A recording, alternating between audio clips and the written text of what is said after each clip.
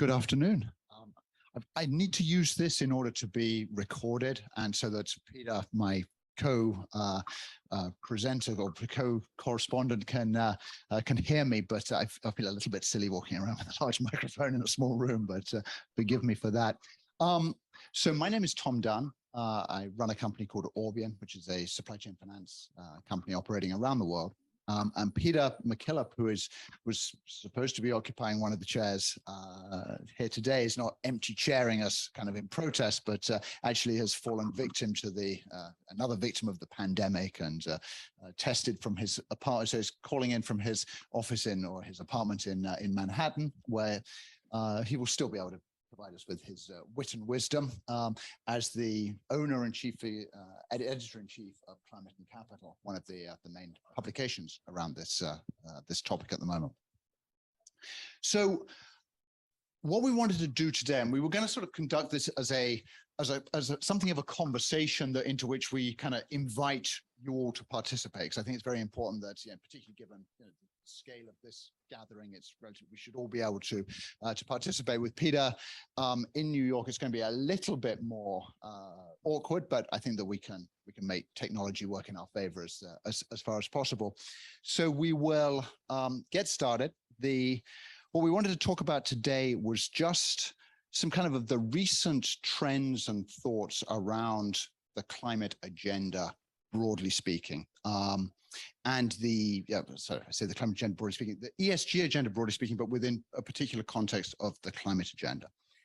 And I guess I'm going to start by suggesting, and Peter and I were chatting about this yesterday as we were preparing for this, 2022 got off to a rather bad start for the ESG agenda globally. It kind of felt like 2 years of the pandemic, followed by cost of living crisis starting to roll through, and then obviously the disaster, the humanitarian crises that were emerging then in Ukraine, really started to push the ESG agenda off people's priority list. It sort of became like, well, when we had time, when everything, globalization was running really smoothly, and we were all getting richer all of the time, then we could think about it. Now you sort of had people like Larry Fink from BlackRock coming out and saying, actually, you know what, we're not going to be voting in favor of the climate change and the transition programs that companies want to put in place, because we really feel that they should have other priorities at this point. And it's this notion that there were other priorities that need to be driven. So it got off to a bad start. Peter, how did you feel that that sort of things developed? Yeah, thanks, Tom. And just a quick note that Tom and I met each other at JP Morgan years ago in Tokyo. And Tom was trained on risk at the finest risk-taking bank in the world. And I got my kind of learnings on risk and all that as a reporter and investigator for Newsweek magazine. So I think we have a good combo here to talk about risk and opportunity. I couldn't agree more what you just said. Before I started Climate and Capital, I was at BlackRock, very focused on ESG. And what I really saw from the time I was leaving until now, that there was this extraordinary boom. And everything from the language to the organization of everything, like Mark Carney and TCFD, but also to the surge of funds. And it was very much part of the kind of transition in finance, and absolutely a series of kind of shocks. The pandemic being the first one, but the ones that really accelerated the shock was Ukraine, and it was inflation, and it was the surging price of oil, which really kind of put people back onto their default mode. And went back to thinking, wow, well, that was all nice, that ESG stuff, but we really have to feed people and drive our cars, and we can't have crazy prices. And so, so there we reached that point, and we are to a certain extent seeing a lot of certainly the rhetoric is backtracking. I'm not sure the organizational efforts are backtracking, but the rhetoric is definitely, people like Larry Fink definitely got over their skis. And they started feeling intense heat from conservatives, particularly in the United States. So there was, so it's been a rough year for ESG. But there were elements, Peter, would you agree, where in many respects the ESG community, in some respect, they weren't necessarily always doing things to help. There was too much of an overcommitment too early. That every industry grouping that ever came together, it was suddenly $100 trillion of funds that were going to be allocated to. There was sort of a lot of overselling of the ESG agenda and how it was going to work. And I think there was an element to which there was a backlash against that as well. I mean, culminating in, it's not a great look when 50 police officers arrive at your offices on a raid because when you're, as happened at DWS recently, accused of greenwashing within their funds management business. So there was an element here in which the industry was in some respects falling victim to its own hype and exaggerated claims at times. Yeah, I think there were a couple of things going on. One is, certainly, let's look at the funds. At the fund level, absolutely. People started seeing this huge proliferation of ESG funds, and it was very difficult to define what an ESG fund was. Was it really being effective? What was under the hood? So, and I think you started seeing that criticism in Europe, and then it spread into the United States. But yeah, the second thing was an awful lot of over-promising and promising in general. And again, people started picking up, well, that's great that you're promising and making these big, bold statements for 2050, which is, when you're supposed to hit these Paris Agreement targets. But people started to ask, what are you doing now? The third thing, though, was there was definitely, particularly in Europe, a very strong movement towards so-called taxonomy, which really means regulation and rules, which is continuing and is going to be, is going to have a tremendous impact on the world in general, particularly on Europe. And so I think all of those factors, I think people woke up, and what was seen as a kind of a honeymoon, that this is something we can all talk about at events like Davos, and it felt good, and you can put it in your sustainability reports. All of a sudden, when the rubber hit the road, it started realizing, wow, this is much more than just PR and marketing. It's going to have an impact on our business, our strategy, our public affairs, and that's kind of where we are today. And we can, and I think so. In a sense, the good news is that it's maturing, and people are now beginning to deal with the real issues of this extraordinary transition that we're embarking on right now. Yeah, as you remarked there about real issues, and I think that if we'd had this conference or we were having this discussion a month ago, we might be just sort of left a little bit here, and we need to think about the real issues. But over the course of the last 3 weeks, there has been a seismic change in what I would only really describe as a rumble down under. And we're going to talk a little bit about what has happened in Australia over the last 3 weeks, where there has been an election at which an insurgent political party managed to get climate change at the forefront of the election campaign. They managed, as a result of that, to be part of a coalition that sent the Liberal government packing with kind of a historically bad result. And at the same time, there was a corporate earthquake insofar as, or in respect of, a software billionaire, Mike Cannon-Brookes, successfully leading a campaign to acquire Australia's single largest carbon emitter, the major utility and coal company, AGL. These two things together, happening in a country that is the world's largest exporter of coal, which by itself is the single largest contributor to climate change or to global warming, is something that has changed the picture. And both Peter and I feel that there are issues here that we want to kind of unpack together with all of you over the next 20 minutes or so that really demonstrate the way in which the agenda is likely to, or may well change over the coming months and years as a result of what has happened in Australia over the last couple of weeks. Peter, do you want to? Yeah, no, listen, this was an extraordinary, in all my years, or certain years covering all of this in many ways is the most important event. The irony, of course, is that most people aren't really aware of it because it is in Australia. if this had been in the United States or Europe, there would have been a lot more attention focused on it. The reason it is extraordinary is a couple of things. Let's take first the private sector, a piece of it.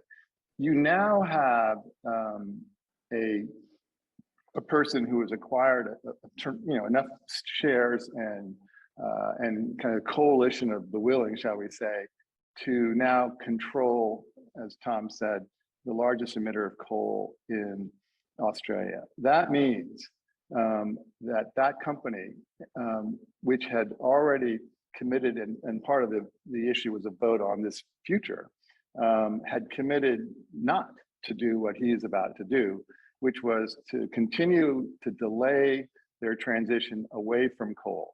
And they were being supported by the so-called liberal, but really very conservative government of Scott Morrison, who was very pro-coal. And what you saw was investors getting increasingly nervous about that, just because stranded coal by itself is already considered a potential stranded asset, as they call it. But at the very same time, on the political front, this so-called teal movement, which really started out as a group of very angry, concerned, politically active women who said that they really were not going to continue to just let this government in Australia really not deal with some of the devastating effects of some of the droughts, the fires, the heat waves, all the things that have really hit Australia very badly over the last 3 or 4 years. So they started to organize. Everyone kind of ignored it. Then all of a sudden, the Conservative Party, and I use that word because it really is a Conservative Party, woke up and started a very fierce counterattack, particularly through the press. But lo and behold, to the surprise of everyone, they basically helped the new Labour government get into power and kind of force the resignation and the defeat of Scott Morrison. No one in Australia expected that. Well, at the very same time, you had Mike Cannon-Brookes doing the equivalent on the corporate side, where he was opposing this vision that the incumbents had as to kind of drag it out as long as possible around coal. And he came back with an alternative vision, which was he was going to dramatically accelerate getting out of coal and moving into other forms of cleaner energy, renewables, natural gas, whatever it took. Well, that was a very dramatically different vision, and clearly one that the management, CEO, chairman, board opposed. It absolutely was opposed by the government, but it was supported very much so by this incumbent group of climate concerned politicians and voters. Well, it all kind of came together in the last 2 weeks. And the first thing that happened was this kind of earth-shattering election. Then as Mike Cannon-Brookes and his team were pulling it all together, they realized that the same voters who had voted against Scott Morrison were also shareholders of AGL.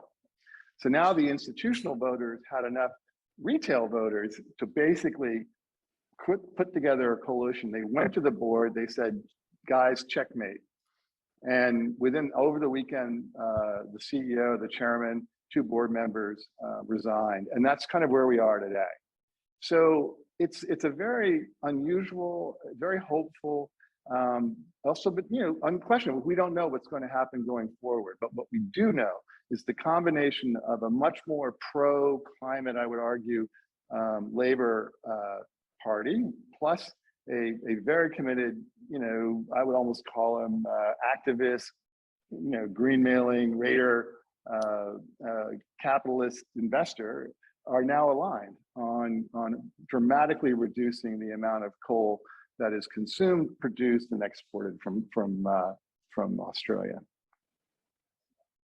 Yeah, I think that what you talk about there in respect of the alignment of interest between the political and the corporate world is something that we're going to see changing. We've seen it change in Australia. We're going to see it change in other countries now, and it's one of the, if you like, from our perspective, it's one of the necessary lessons from the last several years is that if there is not an alignment there, there is too much of status quo and if establishments looking after each other, covering each other's backs with deniable efforts that are all designed to be to create an impression of progress, but where it, as I say, where one side is able to cover off the other side's weaknesses and resist the progress that is increasingly becoming an imperative rather than a choice. Yeah, listen, I was, and I still am very suspicious, frustrated, whatever, skeptical. I think that these large bureaucracies, whether you're a company or whether you're an environmental group or a government for that matter, or NGO or a multilateral institution like the IMF, the World Bank, UN, they're all very much, status quo. And, you know, I covered, I started really thinking about this last week. But in the 1980s, when I was at Newsweek in New York, I covered the entire leverage buyout boom. I covered some of these incredible characters like Mike Milken and Carl Icahn and Henry Kravis. And I started to think about that and Drexel Burnham. And in many ways, what we may be seeing and what we may have seen as the first shot in Australia is this idea that in the case of Michael Milken and Drexel, they saw an opportunity which was a very kind of bloated US corporate sector that they felt could, you know, and they saw and then you had guys like Henry Kravis and George Roberts and who said to themselves, we think we can make these companies better. At the same time, you had risk-taking industries like Steve Wynn, of Wynn Industries, which was gambling, which in those days was never, you know, lent $1. And all of a sudden, with this thing called a highly confident letter and the backing of Milken and Drexel, you suddenly had the ability to start allocating capital to kind of people, ideas, and companies that historically had been shunned by Wall Street. And all of a sudden, there was this extraordinary transition. I think some of it worked. In the case of Steve Wynn, didn't work so well with Donald Trump. It absolutely worked with private equity, as we all know. So I'm beginning to wonder whether we're not at a similar moment where you're going to see, you know, risk takers who are going to approach an asset the way Milken or Henry Kravis did back in the 1980s, and less like, I don't know, the way, frankly, you're seeing, you know, business today being, you know, as they start thinking about their slow transitions and plans. So to me, it's a very, very interesting analogy, and you know, it's just beginning to happen. And I think there's a possibility that the people who start looking at investment differently and risk differently may be rewarded for taking that extra risk. Yeah, I think that's right. And I know when we were chatting yesterday, one of the things that we particularly like to observe about it was that Mike Cannon-Brookes actually seized control of AGL. He actually the crucial piece of his campaign that kind of delivered the victory for him was a total return swap written by JP Morgan on the stock of AGL. So it was nice to see JP Morgan bringing its full derivatives business to bear in pursuit of this, or in support of this campaign.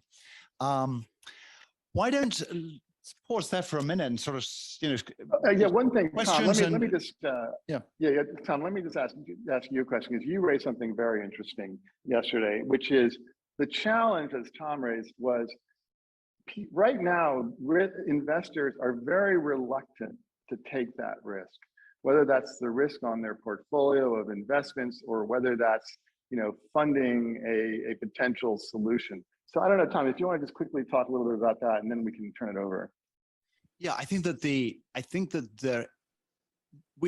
there's this challenge that investors face, that if they're sort of by definition, a constrained investment model is always going to underperform an unconstrained investment model, sort of by definition, because if what's performing in the constrained thing is better than everything else, then that's where the unconstrained guys will go.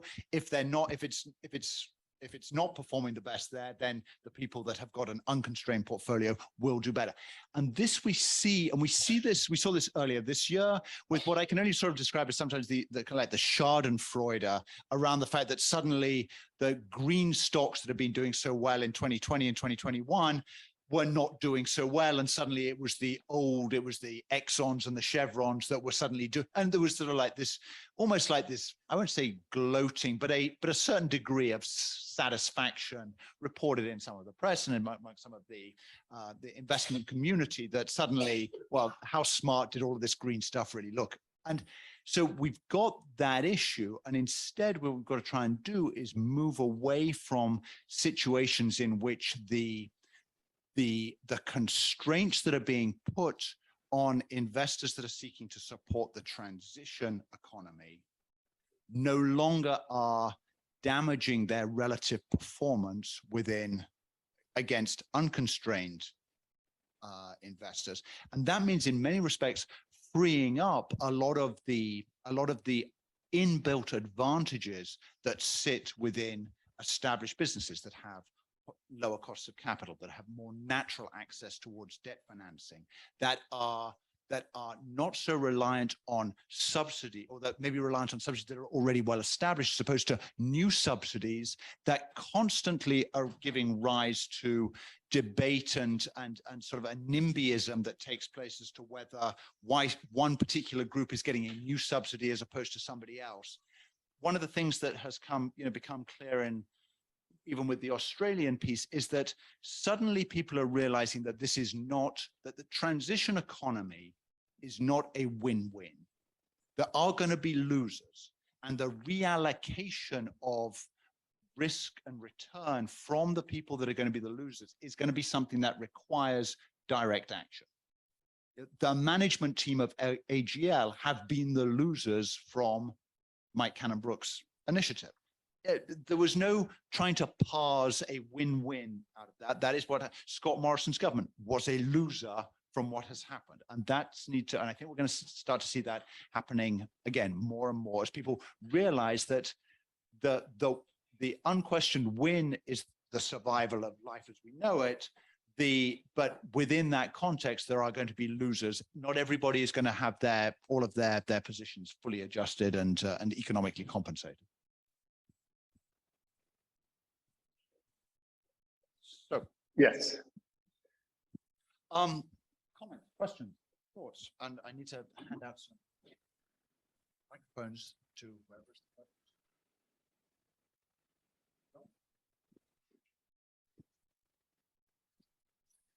Hi, Dominic. I also work with Tom at Orbian.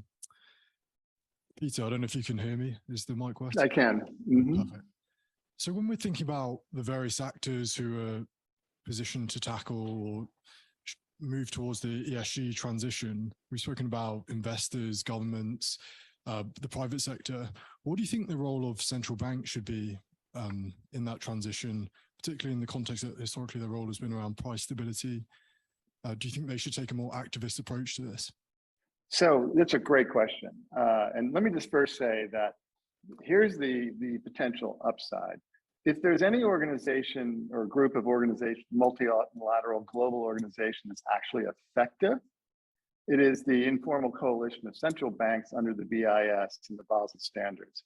And if you think about that and compare what the effectiveness of central banks over the past 70 years versus, say, the United Nations or even the WTO or the World Health Organization, there's been real impact when it comes to kind of guiding economies, getting yourselves out of a crisis. So in that sense, central banks are better prepared to organize on a global scale than almost any other kind of organization or industry. Central banks have also made a really good big commitment around the data, and they have what I would consider the best modeling as to kind of what needs to be done, when it comes to kind of bending the curve on carbon. Interestingly enough, that modeling that has been, basically was pulled together by the BIS, Bank of International Settlements, was also funded, ironically, by Jeff Bezos, by Michael Bloomberg. So there's this kind of coalition of kind of nonprofits the BIS, governments, all kind of trying to make sure that we all kind of agree on what the standards are. Now, here's where I think it gets interesting. There's a big debate among central banks whether or not climate is a systemic risk. And the Europeans, well, there's two ways of looking at that. It is, is climate as risky as, for example, the great financial crisis of 2008 or 9? And to be honest, there's a lot of pushback. There's a lot of folks, whether that's Janet Yellen or the European Central Bank, who actually say yes. And we need the same tools, stress tests and scenario planning and all these kinds of things. There are others who are saying, no way. How can you possibly understand that climate is a potential financial crisis? You can't back test it. There's no quantitative data to kind of align to it. So there's a very rigorous debate going on inside the central bank on whether or not it is a systemic risk or not. There's another kind of a piece of this answer, which is central banks. The Europeans are approaching with their banker support, kind of a top-down state planning approach, I would say, to how to deal with climate, and that is, so central banks are very much part of the so-called taxonomy of rules and regulations that they're beginning to roll out on everything from products to services to banking. In the United States, it's very much a laissez-faire world. The political system is in complete gridlock, so there's nothing happening out of Congress. The central bank itself is very wary to get too engaged in this, and if they are, it's going to be on a very kind of precise, let's be very careful about how we define systemic risk, and maybe we'll do scenario planning, but are not going to do stress tests. And then you have, in essence, some of the states playing a much more kind of aggressive regulatory role. And then you have a few attempts, like by the Securities Exchange Commission, to add some regulations. So two very, very different models are emerging. Central banks are playing a key central role in both. And I think at the end of the day, central banks will organize themselves faster than probably any other industry in the world out there.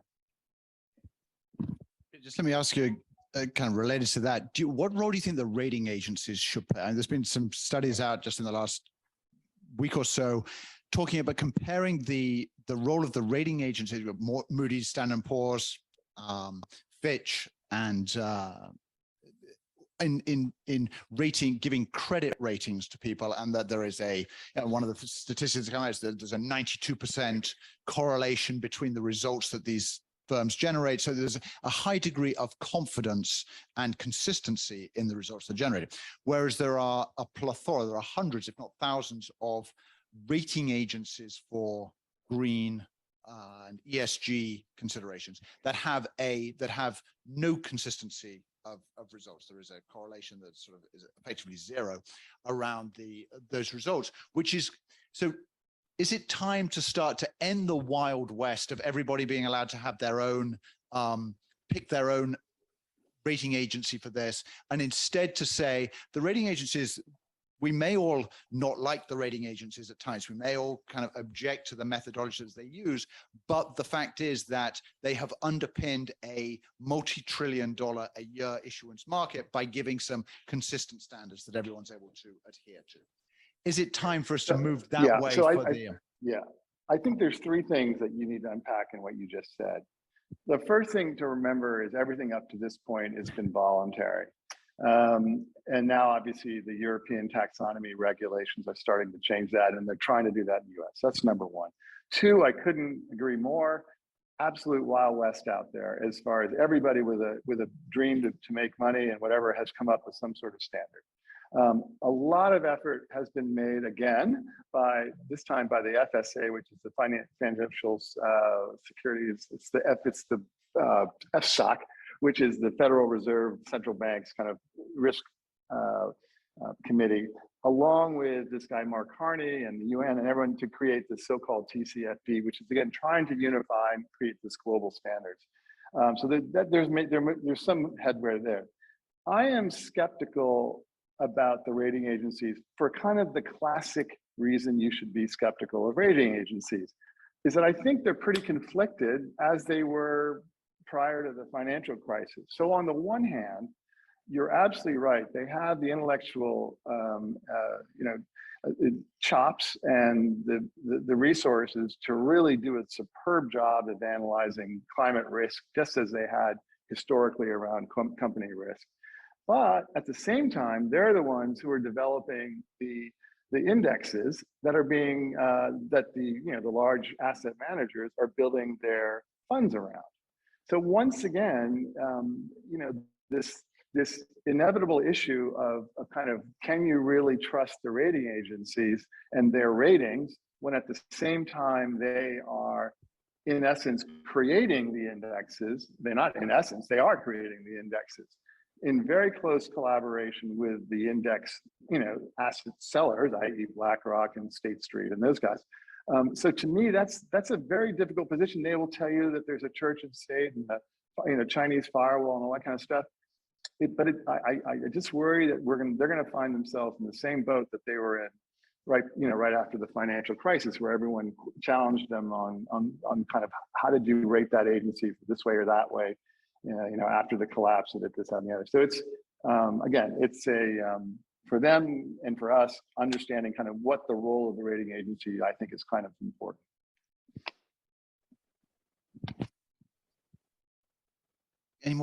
Any questions, comments, thoughts, observations?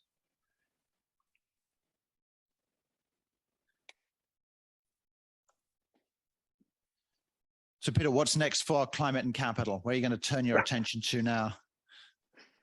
Yeah, so that's a great question. Just a little bit, what we do is I think, Tom, where it is this, I'm really fascinated by this idea of not breaking the rules, but breaking and shattering the status quo and thinking forward. So there's two areas. One is we can just assume, and it's fine, and it's good, that the governments and companies are just going to limp along at their very slow, cautious pace. Very obvious. They're completely conflicted between a short-term quarterly result and a long-term promise around reducing their carbon footprint. I totally get it, and that world will continue to slog its way through it all. But you're going to see on the financial side, I do believe, more and more of these raiders, more and more of these disruptors who are going to push companies to do things that they don't want to do. And as Tom said, that there will be winners and losers there. But there's a third element, which I think is kind of just beginning to emerge, which is this whole challenging of the way private capital in particular, meaning venture capital, LBO, private equity capital, growth equity capital, is too concentrated in areas that they're too comfortable with. So everything is being poured into wind and solar and batteries, and that's all great, right? Fine, but there's an entire ecosystem of other climate ideas, solutions, entrepreneurs, businesses, companies around the world that are all looking at a variety of different areas of climate solutions, whether that's agricultural regeneration or whether it's reforestation, carbon credits. There's an entire world out there of opportunity businesses that are kind of being starved for capital right now, because either the environmental companies or environmental firms are kind of again aligning to this big tech vision. The governments themselves are still reluctant to really go after these kind of slightly riskier entrepreneurs, and the big money is going to go into these safer kind of areas. The problem is going to be that we are going to find ourselves, particularly in places like wind and solar, with bubbles, and they're already emerging, where you'll see too much capital going into one area and not enough capital going into another. And I think that issue of too much money into some solutions, not enough money into other solutions, is going to become a bigger issue. And I think you're going to see more and more governments, people speaking out against, or not speaking out, but asking, why aren't we aligning the capital to a much broader environment of solutions and ideas? Yeah, so on that, let's chat for a minute or two about what happened at Engine One and Exxon, which obviously has been sort of, you know, a great story for the deployment of capital. Absolutely. Over the last 12 months or so. I didn't think that story could be topped until Mike Cannon-Brookes did it in Australia, but actually, and he really did take it to the next level. But a year ago, and getting back to this idea that that 2021 was the year of ESG, it really did come to this incredible crescendo when this small what was it? Is it an activist fund? Is it an ESG fund? I don't know. It's a bunch of guys. I know the CEO quite well. They all kind of had this extraordinary campaign PR effort, and were able to dislodge 3 votes on the Exxon board. The problem there was they kind of gone quiet, partly for their own business purposes, and partly because they got what they got. And I think that's part of the challenge, that maybe people up to now have been looking at the battlefield or the court or whatever analogy you want to use, and haven't been ambitious enough. Meaning, okay, it's one thing to kind of get a shareholder vote passed. They're normally voluntary, or management can walk away from them. You can do these occasional, what Exxon did, but really at the end of the day, the whole shareholder activism is a very gentlemanly sport, I think, compared to the blood sport that Mike Cannon-Brookes did. So he basically said, look, I'm not going to waste my time with that stuff. I'm going to go after after a proposal that really goes to the core of the business. I'm going to defeat it. That's going to force the executives to resign. That's how the company is going to change. So that in that way, he has absolutely taken something and that started with engine number 1 and just brought it to an extraordinarily unprecedented level of shareholder activism. Yeah, great. Well, Peter, thank you so much for not at all joining us from New York this morning or this afternoon. And it would have been nice to have you here. It would have been nice for you to be able to circulate and have a chat with the phenomenal audience here not in this room, but at this conference. There's, I think, 700 or 800 people here, which is a true testament to the fact that Europe is back. Yeah. We are post-pandemic. It is it's fantastic. But thank you so much. It's been a real pleasure, as interesting as ever chatting to you. Yeah, let me just leave the audience with one point. I mean, many of you in trade finance, I really think there's one thing to think about. There's a fundamental reassessment of what we mean by long-term risk, particularly among the larger owners of capital, meaning the hedge funds, the sovereign wealth funds. Up until now, the vast majority of risk management was seen as a kind of bilateral company to company with a little bit of understanding the externalities of the environment they lived in. I think that's going to change, and it's changing very fast. That in fact, as some of the studies have pointed out, 75% of a risk to a deal, to a finance, to a company is actually these external factors. And have we ever lived that over the last 15 years? Clearly, it was kicked off by the great financial crisis of 2008 and 9. Then the pandemic hit us, and now we went into the Ukraine war. Those are just massive external shocks that no one was really preparing for or knew how to kind of risk manage. I think this is the new world we live in, and I think that how you look at long-term risk is going to be fundamental to any kind of trade deal or investment going forward. Thank you, sir. Thanks very much indeed. Thank you, Tom. Lovely having you all here. Thank you.